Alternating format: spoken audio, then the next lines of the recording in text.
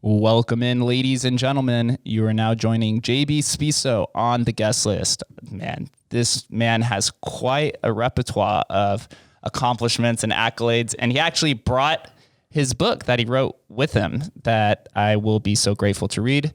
It's called Warrior Leadership: Steps to Success for Leaders on the Ground. He is also the founder and owner of JBS Leadership Consultants, LLC. He is considered a leadership and culture expert, author, entrepreneur, and Army Ranger of many years. I'm looking forward to this. So thank you, JB, for coming on. Oh, thanks so much for having me, Jake. I really appreciate it. Dude, I really appreciate this book. As I was going to actually mention that I didn't have the opportunity to read the book. I generally try to when I have a guest on here. I think it's common courtesy. I just didn't have enough time. So thank you for bringing this. This is quite an honor. When did you publish this? I published that book in August of 2019. So now it's been out, well over a year now, and doing pretty well. And the great is the feedback has been very good as far as people love it. It's an easy read, and plus there's an ability to tab things and use it in your daily life. So that's what I wanted to do. Yeah, there was the extra component to it, the action log. Right.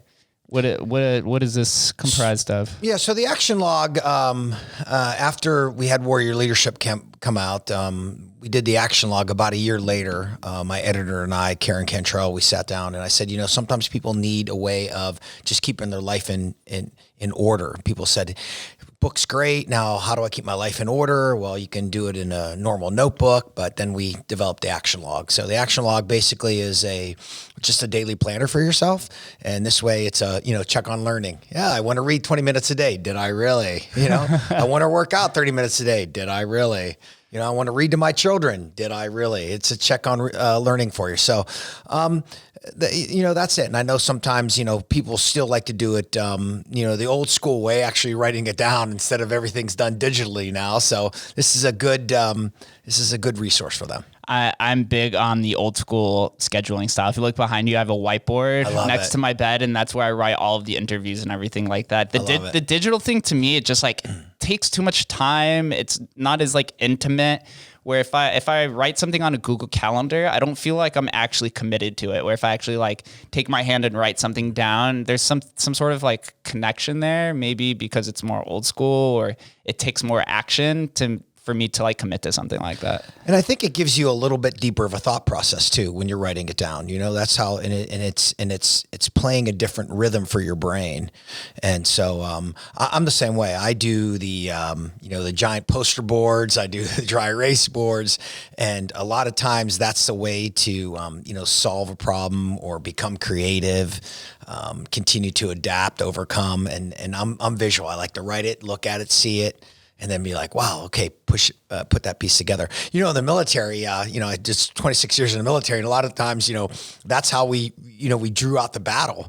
Even as simple as, clearing the ground, getting some rocks and sticks and saying, okay, here's the objective, here's where we're going to go. So, it's a very visual way of learning. And so that works for me. So this is just another resource for folks. And I've noticed you brought your notebook with you too. I did so this is something that's heavily tied to your personality. I bring my notebook. I'm ready. I got 2 pens in case one goes bad. So you're ready to go. I don't have to dig anywhere. Yeah. So yeah, man. So you might have had quite a culmination of experiences. Let's actually we'll bring it back, since this is a long list of things that you've done.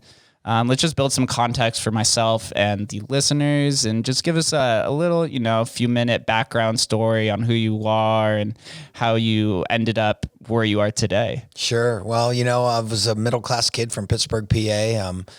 My father worked in a factory. My mother was a school principal, and, it was time for me to think about going to college. And, I wanted to pay for my own college. It's something I felt that I didn't want to put that burden on my parents or go into, college is expensive, right? It really is. It's the, it's one of the best businesses in the United States because of it. Maybe not in a great way. Yeah, it's a hedge fund masked as a school. It sure is. And so, I knew I wanted to do something before I went to college. I thought I wanted to be a school teacher, coach, teach history in high school, coach hockey and baseball. It was kind of my thought, what I wanted to do, some type of service connected business I wanted to be in. So, I joined the military, and, I tell the story a lot, but it's funny. I went to the Army recruiter, and, this is the days before the internet, right? So, and they give you this big book of, skill sets. What do you want to do? And I'm going through them. I didn't really know what to do. And the recruiter looked at me, looked over my transcripts, looked over my fitness record, saw I, was an athlete, and said, do some push-ups. And I did some push-ups. And then he had a pull-up bar across his office door. He's like, do some pull-ups. I do some pull-ups. And he says, why don't you become an Army Ranger? I'm like, great. What do they do? He goes, jump out of airplanes, blow stuff up. I said, sign me up. So I had no idea what I was getting into. Listen, I landed on August 9th, 1984 in Fort Benning, Georgia, and I could have been on Mars. I had no idea what was happening. Today there's some great prep programs for the military and especially special operations.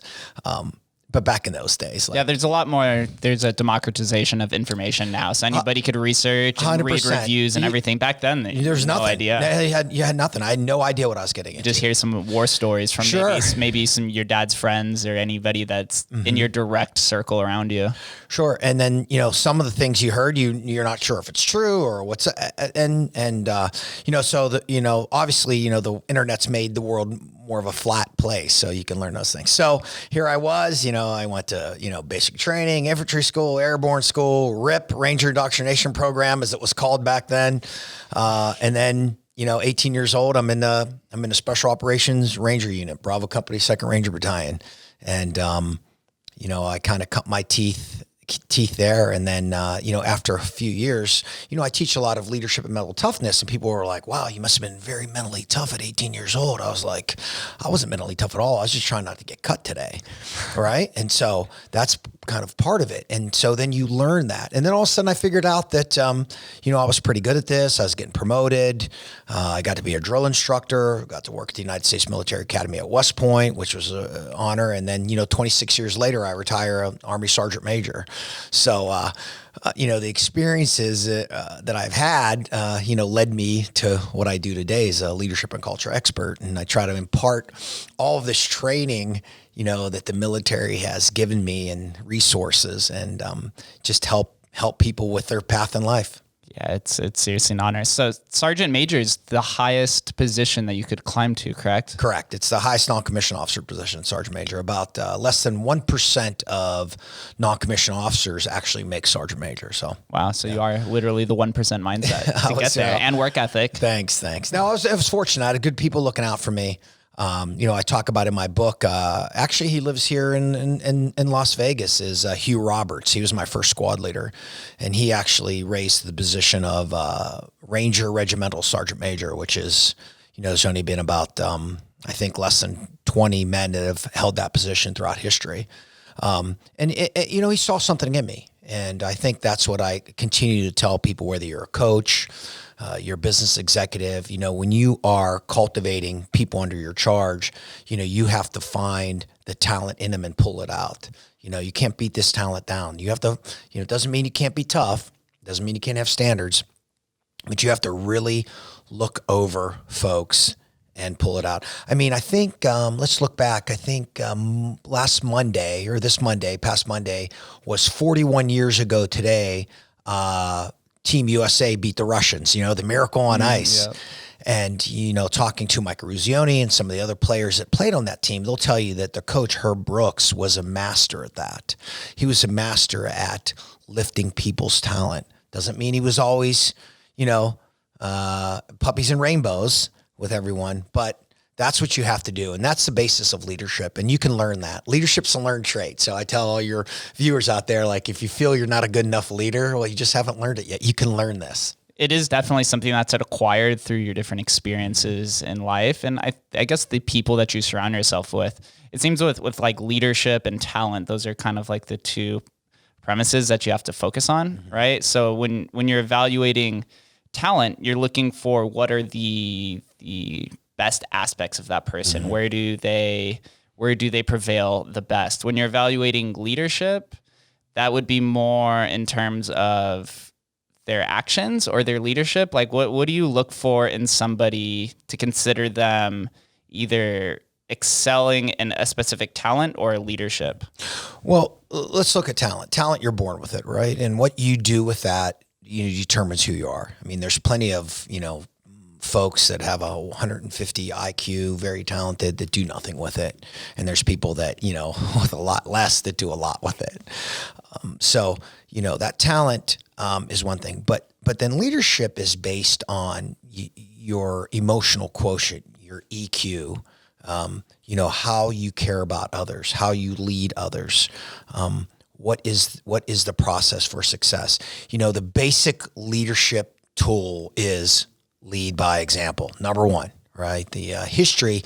It's funny because the Army infantry, the motto is "Follow me." Right? And they actually have an Iron Mike statue in Fort Benning, Georgia, and a soldier, World War II soldier, waving, "Follow me," because that's the basis of leadership, right? Do as I do. And then from there, then you use your experiences to, hone the craft. You're exactly right. You said something about, you are who you surround yourself with. I'm a firm believer. Iron sharpens iron. And so you need to surround yourself with talented people smarter than you. Find people that can do wonderful things. I remember when I was a sergeant major, and the commander was actually the colonel. He was actually getting ready to hire his deputy, and I said, "Sir, what are you looking for in the deputy?" And he's like, "Somebody smarter than me." I loved it. Right? He was like, "I need somebody smarter than me." He's like, "Find me somebody smarter than me." I'm like, "Okay." And, and you can find this list, because that's exactly right. If you want to be a great leader and you have people that you're putting in a position, find smarter people. And that's what Steve Jobs was famous for. He always said that he wanted to be, quote unquote, the dumbest person in the room. Yeah. That's something that they say all the time with the people that you surround yourself with. Yeah. If you surround yourself with bad actors, bad characters, especially in your youthful era, that's when you can be manipulated the easiest. So if you surround yourself with people who are constantly getting in trouble with the law, you're going to probably mold yourself into that form. And I think, where Steve Jobs, and just reading the history of him, I've never met him. So, I'm speaking from, books and that sort of thing, where he didn't do well is his people skills weren't very good. He was very aggressive. Very, very aggressive. In my book, I talk about President Bill Clinton. I've got to meet him, and, Bill Clinton is a extremely intelligent human being, extremely intelligent. And, but he never really showed that off to people. Like, he always made other people feel like they were smarter. And that was one of his talents, to be able to do that. And I think that's where, as a leader, you must know that, because people are going to bring wonderful things to the table, and you need to draw that out of them. And unless you just want to be mediocre. If you just want to have a mediocre organization, fine. But if you want to have a superb organization, you need to draw that talent out. Are there any character discrepancies or maybe some skills that people lack that you look for when evaluating a leader that are kind of glaring to you? Well, I think that some things that you don't want anybody that's mean, rude, callous, or insensitive. Okay. And some people might say, well, that's just the way I am. I'm cranky. I'm disgruntled. Wrong. You're not born with that. You're not born cranky and disgruntled. Right. So anybody that says that, well, I'm just a disgruntled leader, I'm like, well, you choose to be. So I always look at those type of folks. And here's the other thing. It's like, sometimes we're like, well, if we show weakness, then we're not a good leader. Well, listen, you don't necessarily have to show weakness, but you have to show that you're a human being. And the best way is, if you make a mistake, you own it right off. Own it. My bad. My mistake. I have a friend, he's a political advisor, and, we talk all the time, and he says, listen, if one of my candidates make a mistake, I'm like, own it. Just own it right now. Oh, well, just own it. And, people respect that. And as long as you weren't malicious in the intent, obviously, but, there's a lot to be said about that. And because we don't always make the right decisions. Listen, I am very, I think I'm put together now. It took me a long time to get here. Obviously, people see me now. They're like, wow, you're an amazing leader. Yeah, well, it took me 30 years to get here. And then just a few weeks ago, I lost my cool. I lost my cool with a colleague, and I never lose my cool. At least recently, I don't really, and I lost my cool with a colleague, and I felt terrible about it. And I apologized, and we talked, and I had to patch that relationship up because I let her trigger point get to me, right? And that's why you have to be careful as a leader. If there's something that triggers you, take a step back, think about it, right? Because if you become a volcano, especially in front of folks, then that's going to be a memorable event. Doesn't mean that you can't tell people, hey, this is where we need to go. This is a direction. Okay, we're not doing right, so we need to get better. That's okay. But, give them the direction and distance. Yeah, we are imperfect human beings. If you believe in the properties of free will, and it's something that I definitely believe in, we're going to make good decisions and we're going to make bad decisions. But it's how you react on those bad decisions and bounce back. A quote I like to always say, it's not how far you fall, but how high you bounce afterwards. Mm-hmm. How do you respond to life when it comes at you? The best leaders are generally proactive people. They go chase what they want, but they have to be reactive at times when there's pushback or blowback to whatever it is that you're chasing. Sure. And when you make a mistake, I like to say, get mad. You can even get a little pissed off, right? But get mad, get over it, and get on with it. Right? Let's get mad, get over it, and get on with it. And that's the thing. And that's the other thing is that I want, especially young people who are rising as in leadership, like, don't be afraid to make a mistake. I think sometimes, like my generation, you made a mistake, you got yelled at, you move forward. It was it. It was over. Tougher skin back then, for sure. Well, but you got yelled at, and your leader that yelled at you, it was done. It was over with. You're not going to bring it up again. Well, you made this mistake last week. No. And I think sometimes today, we're afraid because it's so much more media about it. You make a mistake, right? Ted Cruz, you went to Cancun, you made a mistake. Yeah. It was, own it, move on. And then those are things that we have to learn. But if you're a young person and you're rising in an organization, and you're trying to do well, it's okay to make a mistake, move forward there, because guess what? Organizations want difference makers too. Yep. Success is derived from failures. It depends on your perspective that you look at it. But I also think that there is a general mischaracterization between weakness that you're hitting on and being vulnerable with people around you. It's okay to feel vulnerable. A lot of times it actually brings people closer to you. When I first started this podcast, the first episode was like, I said that I know my skills are terrible when it comes to communication, but I'm being vulnerable with you guys, and you guys have the opportunity to grow with me as I propel this show forward. So you just have to give me some time. And it was generally a very warm and welcome response because you were open with the people who support you the most. And I actually think your communication skills are very good. Even talking to you before we started this podcast, I can tell. And the other thing that you do is, part of listening is being silent, and you're very good like that. That's why listen and silent are an anagram, right? You are able to sit there and encompass everything in. So your communication skills are better than you think. So how about that? I appreciate that. I was always taught that it's best to understand than be understood. So it's best to reciprocate what people are saying to you in your own words and however you decide in that methodical, communicative manner. It's tough at times, but out in today's world, everyone has such a different vernacular that oftentimes I'll speak and I'll just run with a word that's probably misused or misplaced, but you have to be able to remodel and watch whatever you do. Don't be afraid to, I guess, view yourself. For example, whenever I'm reviewing the podcasts that I record, I watch them, but when I'm watching myself talk, I don't view it as me. I view it as just like a normal person. And so it helps prevent that, like those self-esteem issues of, man, I made a mistake, but it's like that mistake is good as long as you can learn from it. Yeah, and exactly. And as a young leader, like you, and as an old leader too, like you have to be open to things. Like, don't get like, don't get siloed by like, well, this is the way we've always done it. This is the way we've always done it. Well, that's okay. But, if you want to continue to climb and get better, you need to open up your avenues of your thought process, listen to other people's views. And I'm in no way saying lower your standards. That's not it. Right? Like, not everybody can win. It's just the way it goes. But, you want people to put in, their best effort, and you want people to have faith in the organization and faith in you as a leader, that, every single day you have their best interest in.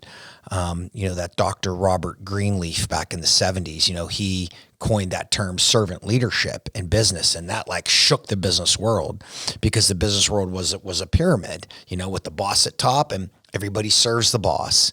And he took the pyramid and flipped it upside down. He said, no. The boss serves everyone else.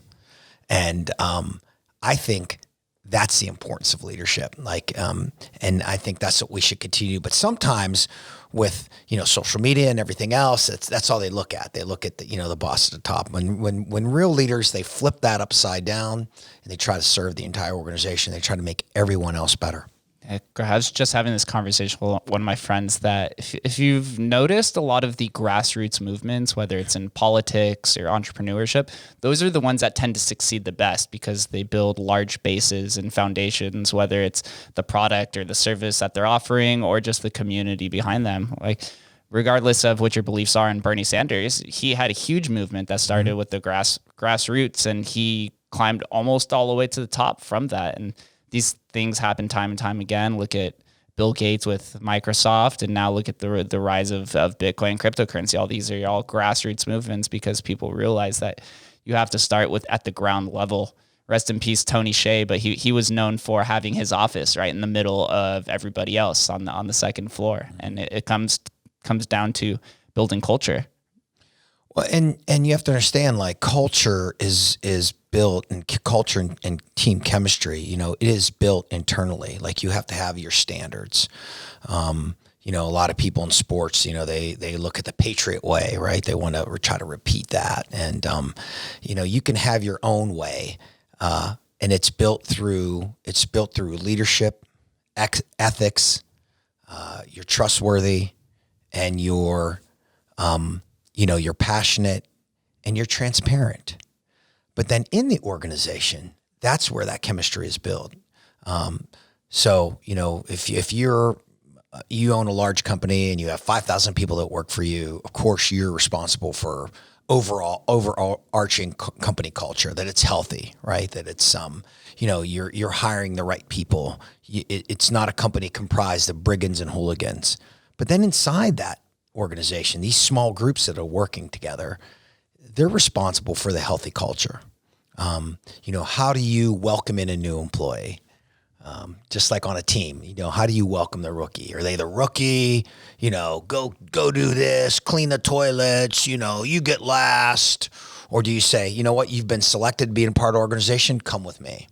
I will tell you that in the military, especially in special operations, when a young man or woman passed special operations and they came into the unit, I did my best to welcome them as soon as possible. And sometimes, some of the sergeants would be like, oh, we got a new person, woo, and I would say, whoa, time out.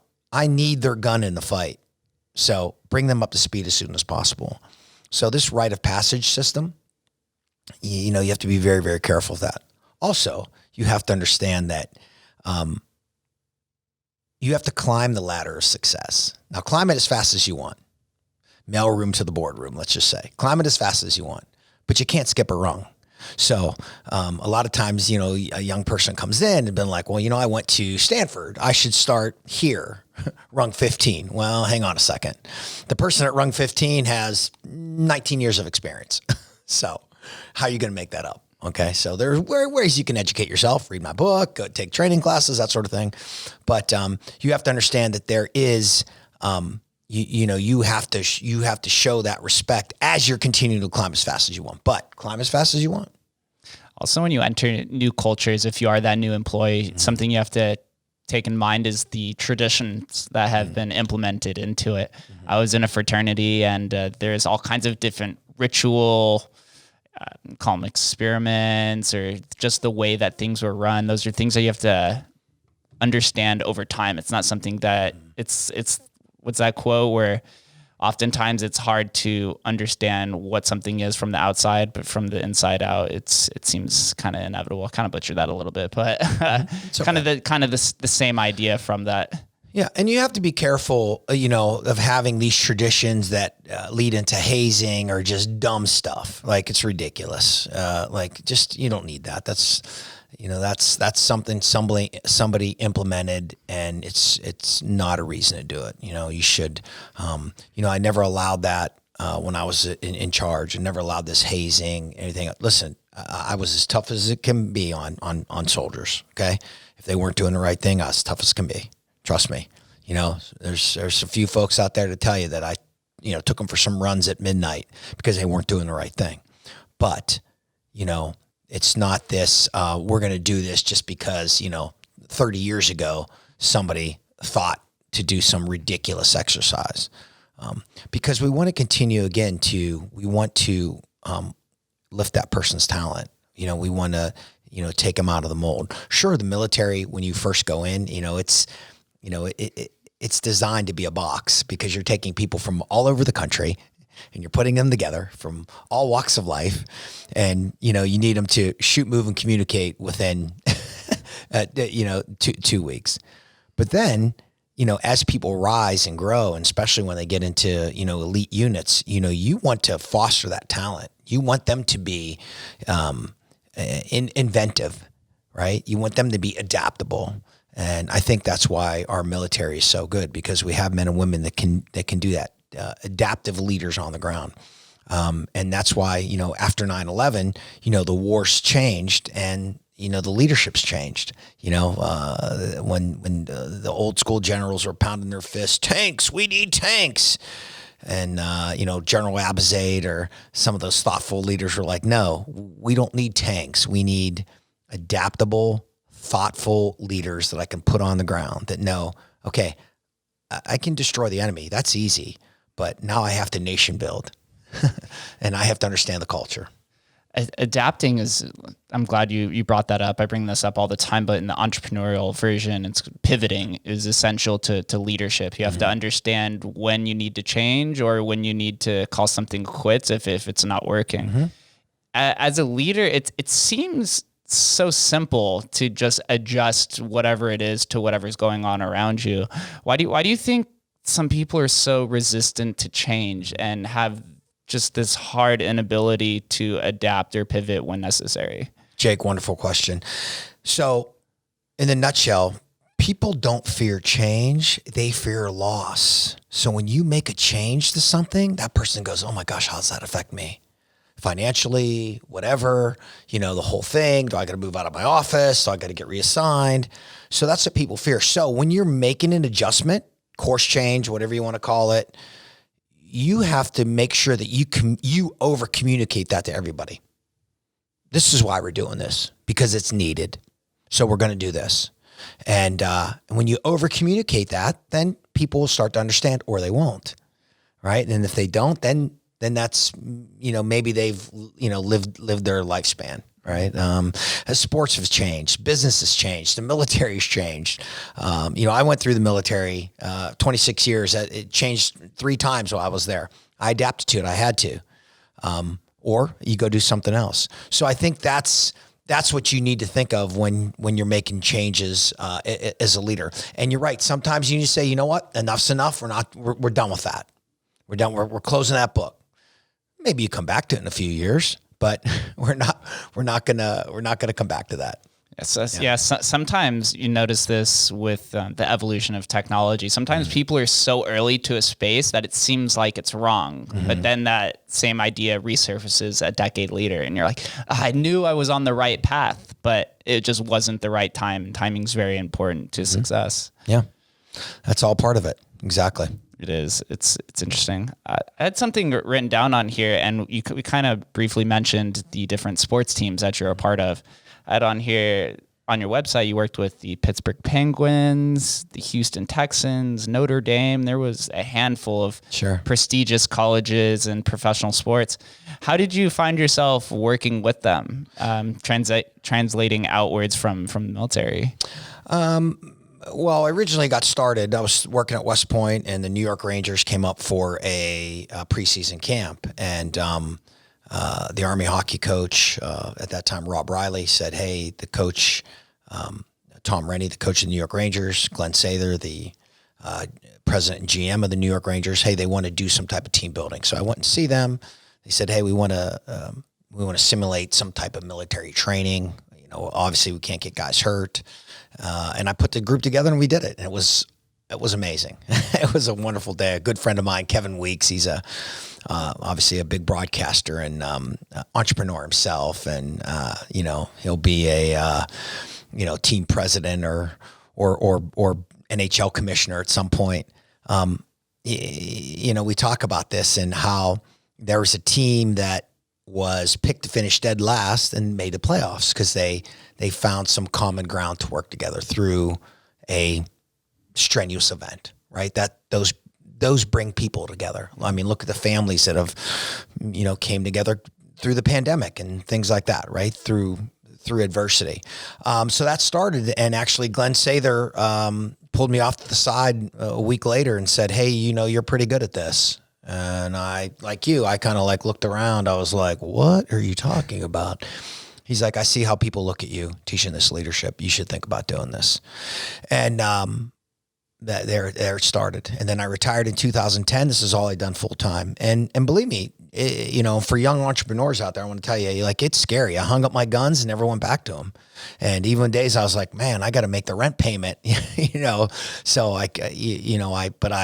I purposely did not go back to any type of contracting or anything like that in the military. I said, look, I'm going to do this. I'm going to establish this. And so, one team leads to the next team and that sort of thing. And everybody I work with, just like you, they are elite A-type personalities. Look, I'm a cheerleader. It works for me. But not everybody's a cheerleader, and that's okay because they still have something to give, and you learn. And just like, you're learning from me from this podcast, I'm learning from you. And so that's what I try to impart on folks. So if you're never too good to learn, never too good to learn. And so, real winners know that. So yeah, I was blessed to be working with some great teams. I drank out of the Stanley Cup. That is awesome. Yeah, with Sidney Crosby and the whole group, and you make friendships for life. So it's wonderful. Yeah. On your website, you had quite a generous testimonial from Sidney Crosby. Seems like you guys got pretty close. Yeah, he's good. I just talked to him the other day via text. Congratulated him on his 1,000th game that he played. And, I love what he said to me. He said, I am as passionate on game 1,000 as I was on game one.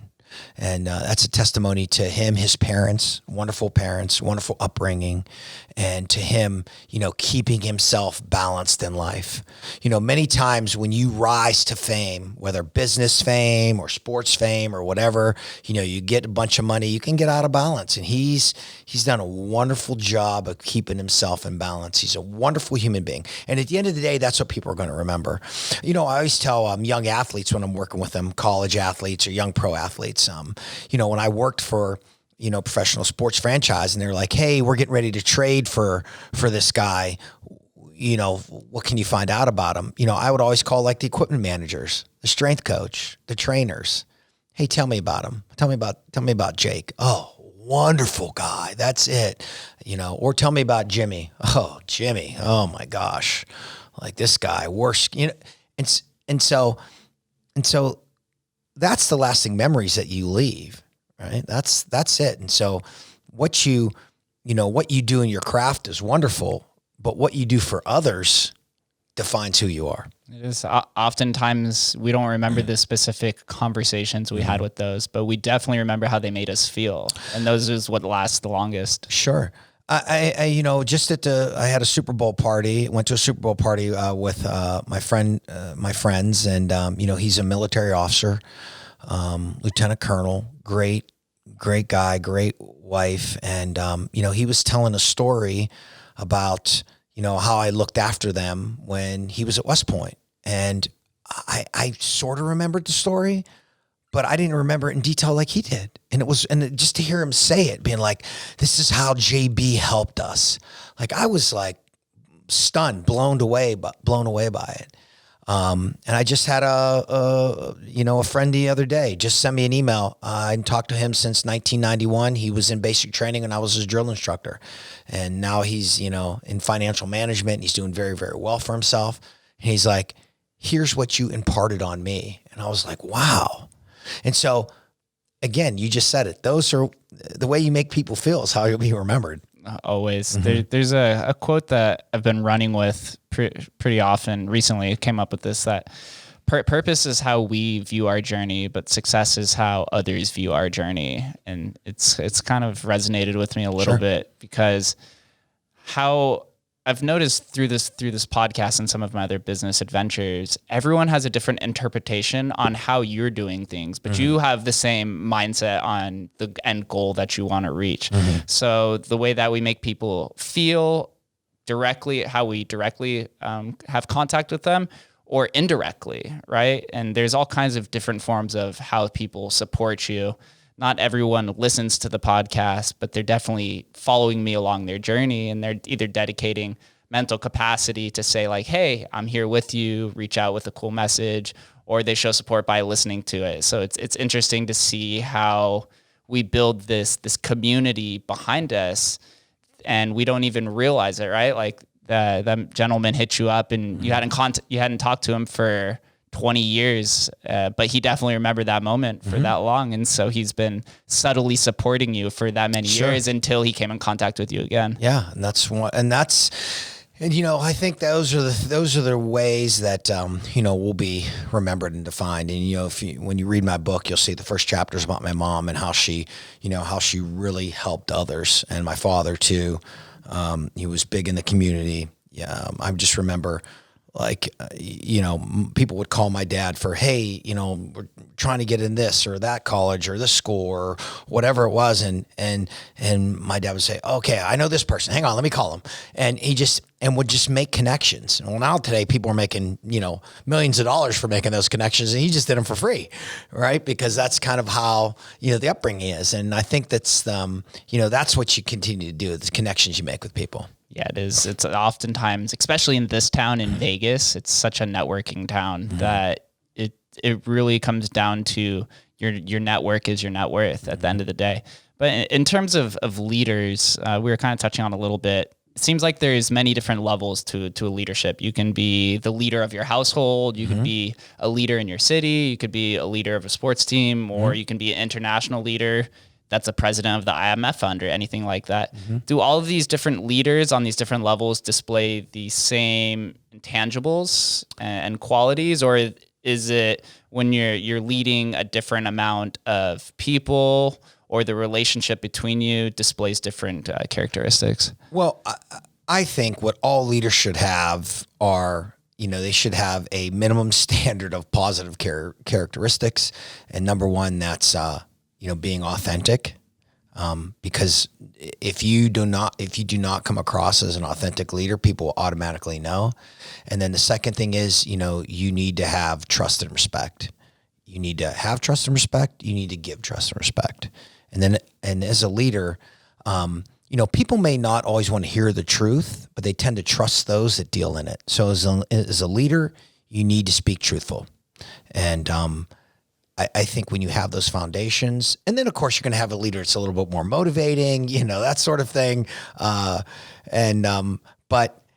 a leader should know that throughout their service as a leader, you will do three things. You will teach, you will coach, and you will mentor, right? Teach the task. How do you do it? Right? Coach the task. Why learning that formula works in the problem of what you're doing.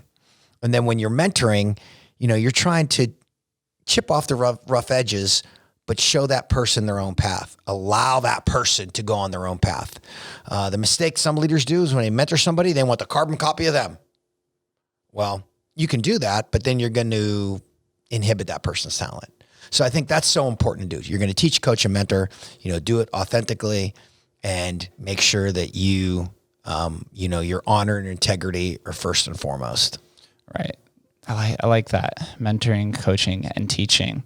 And there's a specific nuance to each of those. Specific nuance. Right. And when you're coaching, it seems like coaching is most popular with sports, right? And you're coaching them to do a specific task that you want them to do as part of an overall game plan for the team, right? Like football, the lineman's going to block this way, the receiver is going to go run this specific route, and it all comes together where if you're mentoring someone, you're kind of just like guiding them in the general direction, and so to speak. Yeah, and you're allowing them to develop their own talent skills. They're out, because you want them to be creative.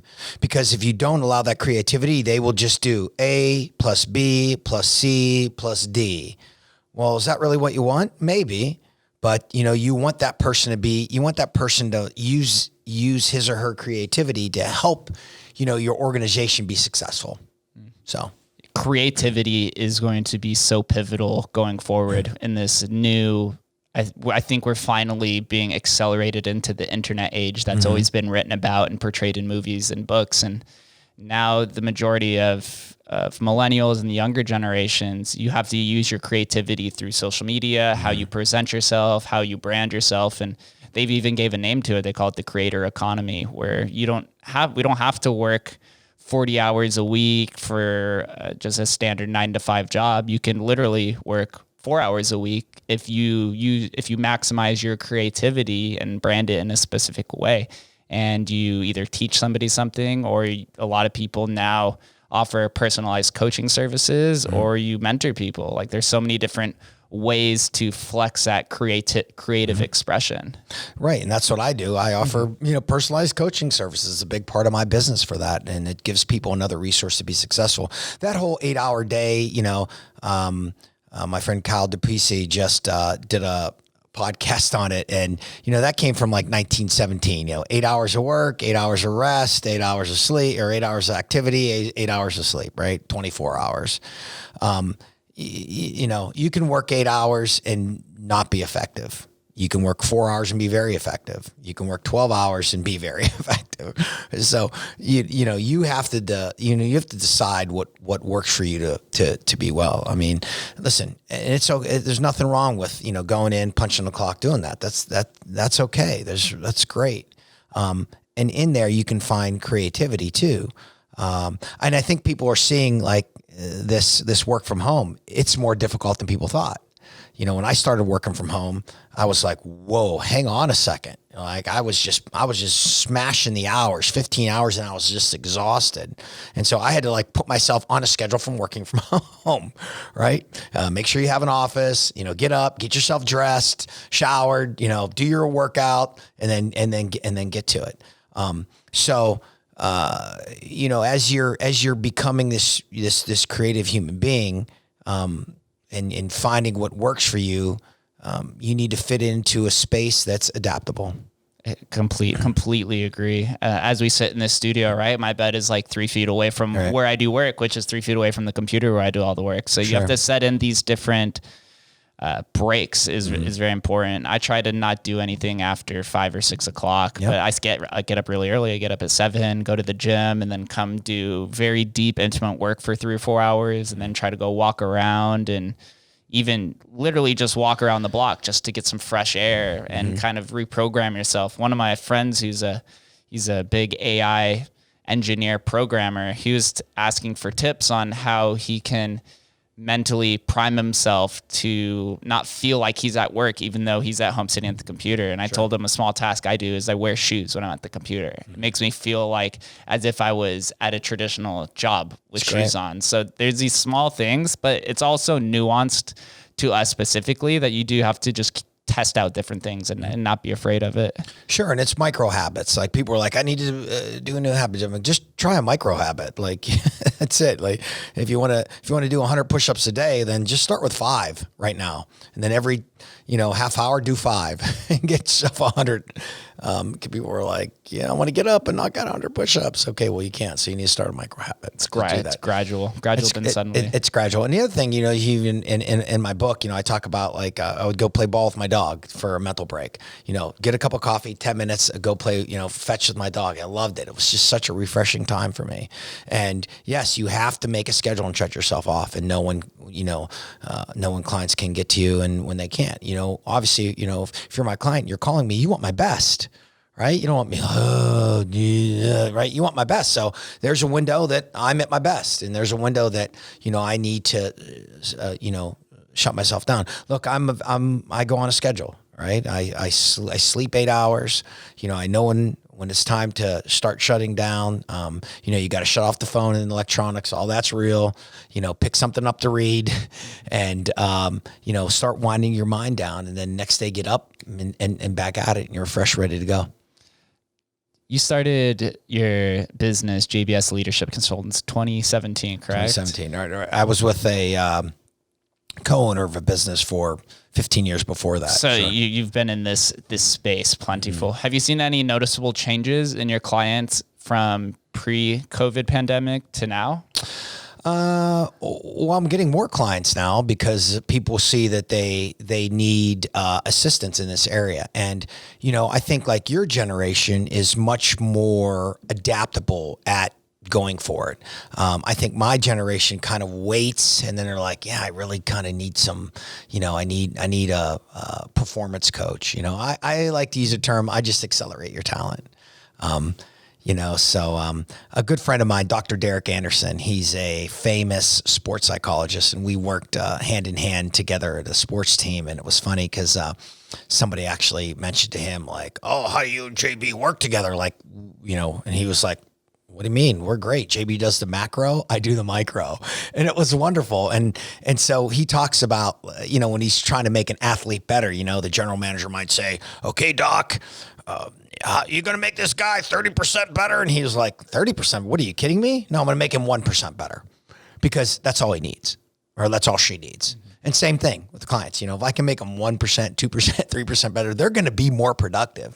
And I work on the macro. I work on, obviously I'm not going to help you sell Bitcoin. I don't know anything about that. Okay. Honest, you could do that. I'm not going to help, but if I was working with you, I would work on your total health concept. And then of course you'll get better at your craft. So that's it. You need to just trim off those rough edges. And, it doesn't matter what your tools of the trade are. Are they a M4 carbine? Are they a hockey stick? Are they a computer? All those things. Everybody has that ability. And so what you're trying to do is give that person and that resource to talk to. I'm a vault. People call me, sticks with me. That's it. And they can say, hey, let me run this by you. Okay. And then I give them, my answer. Actually, one of my clients, she loves it because she said something to me one day and I was like, oh my gosh, that just made my head hurt. And she laughed, right? She laughed. She's like, okay, you're right. It made my head hurt too. So, these are conversations that, generally people had together, especially if they were in like a workspace, but now they don't. The other thing I want to tell people is, if you want to expand your leadership and your network, get out of your network. You can't have people all in this network. So if you want to expand your tribe, your leadership group, find people outside of your network. That's why a lot of people call me because I have no idea what they do. I'm like, great. Like I work with a professional golfer here. I don't golf. Okay. His golf coach loves it because I don't golf. Because I don't teach him anything about golf. Right. But you try to work on, the total concept of everybody. And if you want to get better, get out of your network. There's other human beings out there. And we have so many different connection pathways, whether you go through social media or just walk next door to a business and start talking to the owner. People are so open. It's so surprising. We put these mental barriers up thinking that nobody wants to talk to us, when in reality, everybody wants to talk to anybody. So a friend of mine, he's a Hall of Fame coach, won a Stanley Cup, and coached forever. And he, got fired from one job. And so he had been coaching forever and he was going to get another job. but he had like a year off. And he's like, JB, what should I do? I said, Coach, go do something else. And he's like, okay. And he like joined a CrossFit gym and he started working out. He lost some weight and everybody at the gym didn't even know he was a hockey coach. It was great. Like no one was like, hey coach, like it was like regular folks. And he like learned so much. He was like, wow, it was such a great experience. Like A, they didn't know you were a coach. B, they didn't care you're a coach. They're just glad to, have a new friend. And he learned so many things about people outside of hockey. Right. When we go try new things too, we create new neural pathways in our brain. That's I had a woman on here. She was actually in the Marines for 20 years. Her name's Ann Bernard. She owns a company called 365 First, which encourages first time experiences because of the implications on our brain, the new neural pathways. It makes you feel good. It makes you feel like you can do things outside of that normal space.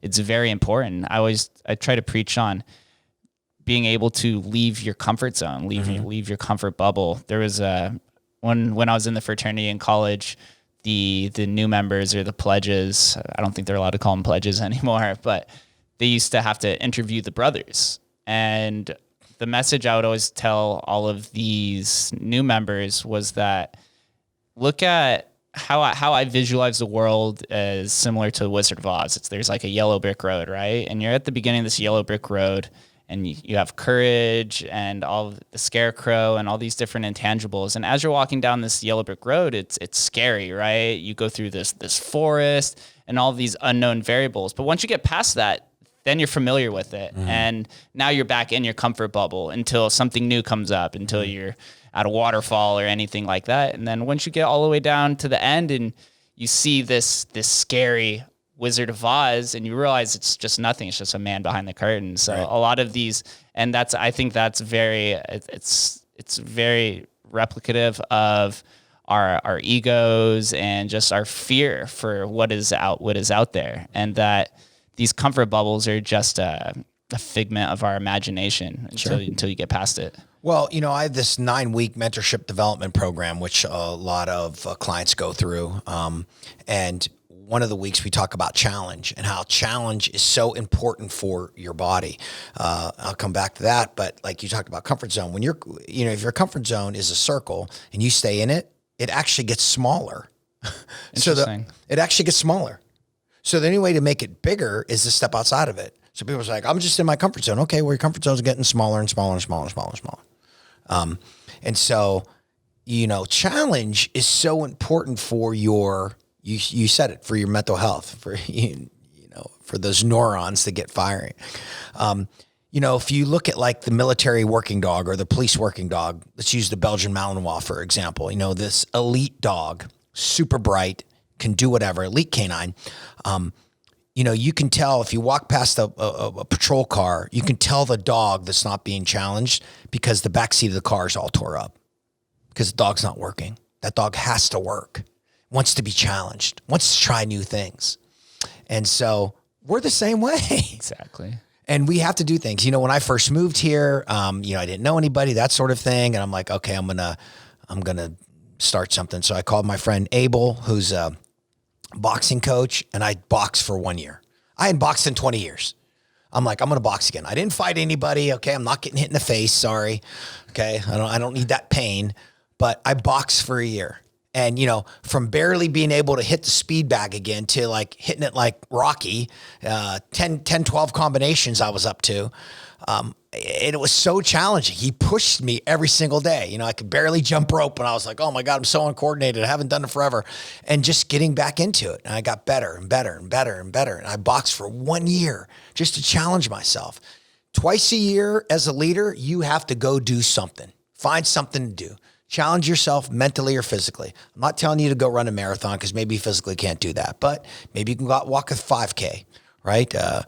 Maybe you can, join some type of Big Brothers club, Big Brothers, Big Sisters, things like that. You have to challenge yourself. And if you don't, then what's happening is, your mind is a muscle, just like your arms, your legs. You work out to the gym. You got to work this thing out.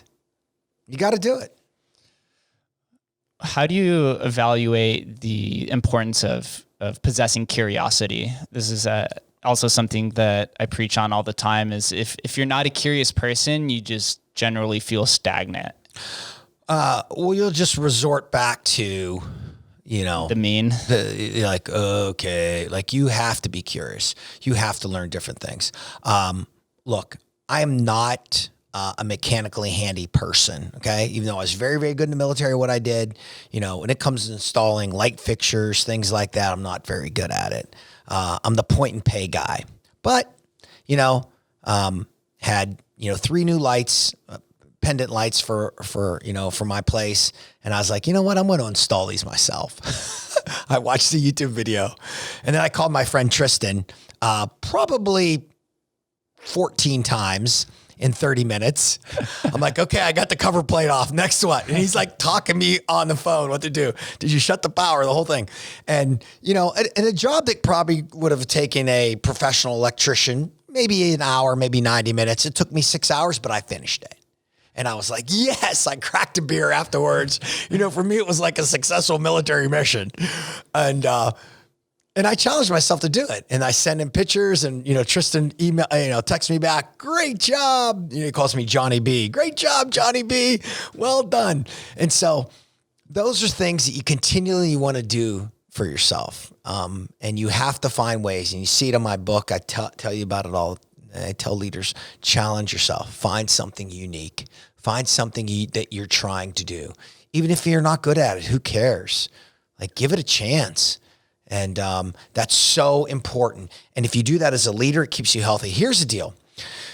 And we talked about servant leadership, which I want you to do. But leaders also must do self-care. Because if you don't, then you don't have enough to give. Think of yourself as like an ATM with $20 in it. You can give $1. But if you're an ATM with 200,000 in it, think how much more you can give and you can help people. So leaders have to take care of self-care. And sometimes leaders, they go full out. Here's the other thing. Military's done extensive tests on this and studies, scientific studies. Your mind can't go with that switch on past 120 days. Okay. Special operators, elite men and women, tip of the spear. After day 121, they physically can still do it, but they mentally are making mistakes. And so, if you're a business professional, you're a leader, and every 120 days, you're not taking like 4 days off, even if it's a Friday, Saturday, Sunday, Monday, you're doing yourself a disservice. So you need to take care of you, that self-care. And so when we do that, it's great. I had a Colonel Brian Pentecost. I talk about him in my book too. Probably one of the smartest Army officers I've ever been around. Southern draw, did the chewing tobacco, and 150 IQ, but fooled you with his Southern draw a little bit, ask you a lot of questions, but never forgot anything. And so, I remember him telling us, when it was time to go home, he was like, shut it off, shut it down, go home. The Army will still be there tomorrow.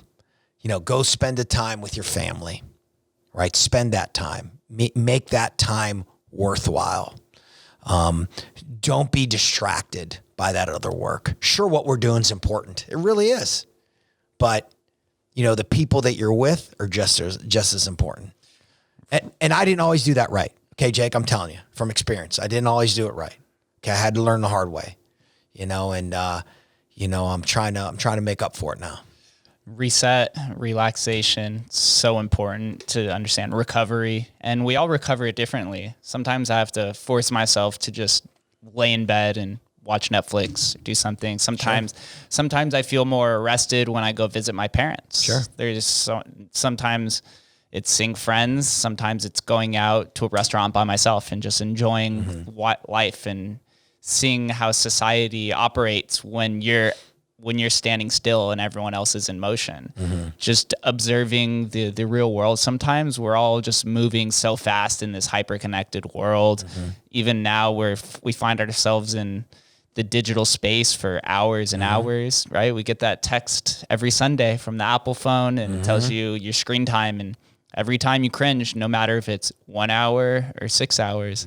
And our minds are just too much. Yeah. Shooting it so fast. You can't handle it. One of my, every 2 weeks I get my hair cut, and, the young lady that cuts my hair, Charlie, she's amazing. Like, she knows I just want quiet. Like, I go in there, it's a little bit of Zen time for me. She cuts my hair. She knows how it needs to be. Like, I don't have to tell her same way. And for that 20 minutes, like, it's my Zen time. It's quiet. No phone. She's cutting my hair. It's relaxing. I'm getting it done. Bang, good to go. Oh, good. And so you have to find those things, just like you said. Maybe you lay in bed, maybe you see your parents. You have to find those Zen moments for yourself. Mindfulness is such a key. And kind of the old guys like me were like, mindfulness, what the hell's that mean? Why ain't you mindful? But you really have to take time to work at it. I remember my first time doing a 90-minute yoga class, and I was like, oh my, after like 6 minutes in, I'm like, I still got to stay here? This is making me crazy. Right? But then afterwards, you're like, okay, all right, I get it. So, you have to learn to shut this switch off. You really do, because it'll make you more effective.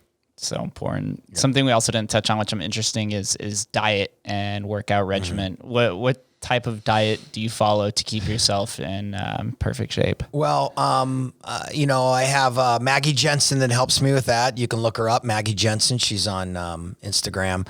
I try to just eat a, low carb, healthy diet. I eat a lot of salad. Of course, I have protein in there. I probably drink too much coffee, but I don't drink any soda. I try to stay away from, a lot of things in a bag. And then I work out 4, 5, 6 times a week. I try to get 5 a week. I try to do something every day, even if it's just a walk. But I do CrossFit here at Veni Vidi Vici there in Henderson. So Coach Boris, you're the best. I appreciate you. But it's a place where I can go where it's not like, raw, right? I don't want to get hurt. Okay. But like I've been hurt enough in the military. So, I'm trying to keep what I have going. So I generally do fitness every morning between 7 and 8.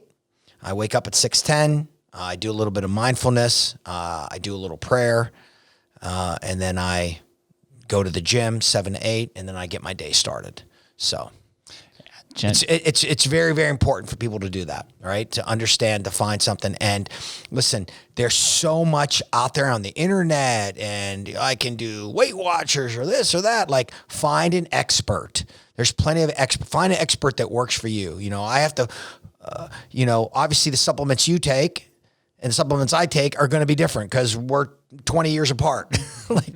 And so our body types are different. So you have to find what works for you, and try to stay healthy and get rest. You got to rest. You got to sleep, unless you're one of those people that doesn't require it, but most of us require sleep. So get on a regular sleep schedule. Sleep's so important. In Vegas, people tend to overlook it because of the whole hustle culture that's just embedded into working on the strip. A lot of times you can go on the strip and make 6-figure job, and then you go hustle on your outside project for another 6 hours, and you're only sleeping 2 or 3 hours, and tend to drink on top of that. And it's just like, it's not something that's sustainable at all. And destroys you. I see a lot of people have been destroyed. I've fallen down that Vegas cycle as well, where you're just constantly going out and getting bottle service, and you're building social equity with some people, but they're not really reciprocating that favor. And one day you wake up, and this will happen to me. One day I just woke up and realized that I wasn't building anything. No, a friend of mine said to me the other day, it was a compliment. He was like, do you ever age? And I'm like, well, that's good. And I said, because I get rest, right? Like, you have to be able to do that. You have to be able to put yourself on a schedule. I sleep 8 hours, and, listen, you can't always, because sometimes you're working, you have to hustle. And that's how my business is done. My business, you got to hustle. Like, clients call, I go. But you have to put yourself on that healthy schedule. And I see you're doing it. You're super fit. You're figuring it out, and that's what people have to do. And there's that balance in life, right? Okay, you want to have a little bit of that balance friend of mine who's a pro golfer, we were commenting, he's like, John Daly should have had a little more Tiger, and Tiger should have had a little more John Daly, right? And, because they were both out of balance, throughout their lives because of that. And then it goes the other way. So you need to keep yourself in balance. Yeah, yin and yang. The pendulum always swings the other way, much harder. If you go extreme one way, it's going to come right back the other way. Exactly. Until you find that balance over time to figure out what really it is. One more question before we get out of here. You were in the military for 26 years and you've been coaching and displaying leadership with these sports teams. Are there any common similarities you see as leading the military troops as some of these professional sports teams? And I'll say it's the same with business professionals too. They're A-type personalities. They want to win, I did work, Virtue Financial and Pepsi and some of these other businesses. They all want to be the best. They want to win, be the best. Athletes the same way. I always joked with Sidney Crosby and like, Sid, if you weren't the best hockey player in the world, you'd be a Army Ranger or Green Beret or Delta Force or something like that, And he laughs, but he's driven. So I think there's that, there's that piece there. There's a lot of similarities there. Plus, a locker room and a military team room are a lot the same. You're sitting, getting ready, putting your gear on, getting you're training, you're practicing, you're going through things, you care about the guy and your man and woman on your left and right. Like you have to be together. And that's, obviously the outcomes, we can't compare wins and losses to life and death, but, there's, we got to be victorious. We got to do it the right way.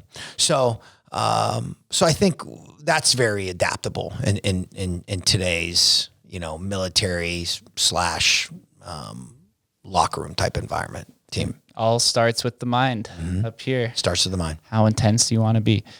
I always ask one common question on the way out to everybody. Okay. The question is, what does Las Vegas mean to you? Las Vegas has been a great opportunity for me.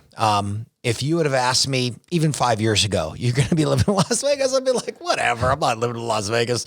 And it's funny because some of my friends that, military friends are like, JB lives in Las Vegas. Woo! I'm like, I don't live at the Hard Rock Hotel because that's what like people think. And like, actually Vegas is a normal town. Right? There's communities. And, Las Vegas has been a great opportunity for me. It has been an opportunity to meet new people. Obviously, I got to meet you, and this has been wonderful. And it's been a very positive experience for me. And I don't know where life's going to take me, but I always consider Las Vegas, part home for me. So. It's a nice headquarters. What originally brought you out here? Why did you decide on Vegas? Well, I had a client that was out here, and so he offered me an opportunity to work with them. So so I moved. I packed up and moved, and I said, "Well, let's see. There's no turning back." So it's been good. Opportunity, always the number one answer for everyone. And the thing I want to just tell, and I hope you have like some senior people on here, senior leaders. The one thing that like Glenn Sather did to me was he saw something in me, in 2005. He said, you got a skill. If you're a senior leader and you see something in somebody, tell them, show them, give them an avenue. And those are things that you'll be remembered for. So don't hold it back being like, man, that young man or woman, they're pretty smart. No, go tell them that, right? Stoke that fire. Again, iron sharpens iron. Boom. Where do I send all the listeners and viewers to learn more about you or any of your business affiliates that you'd like to Sure. mention? They can go to my website, jbsleaders.com. You can find me on Instagram at JB Spisso. If you DM me, I'll DM you back. My book is called Warrior Leadership, Steps to Success for Leaders on the Ground. That's the action log right there. And the main book. Thank you. You can either get it on my website at jbsleaders.com or on Amazon. I appreciate it. And Jake, you've been awesome. Thank you so much for having me. And I'll leave you with a few words from Julius Caesar. If a man were to know the end of this day's business ere it comes, and suffice to say the day will end and the end be known, And when we meet again, we shall smile. Cheers to that. Cheers to that. JB, thank you for this. Thank you for the book. I'm very looking forward to reading this. Outstanding. You're a man of action and grit and will. And I love that you just are very encouraged to help people, especially the younger generation as well. You see a lot in what we can do as a future, and it's as we collab together. Thank you so much. I appreciate it. Thank you guys for listening, and we will catch you next time.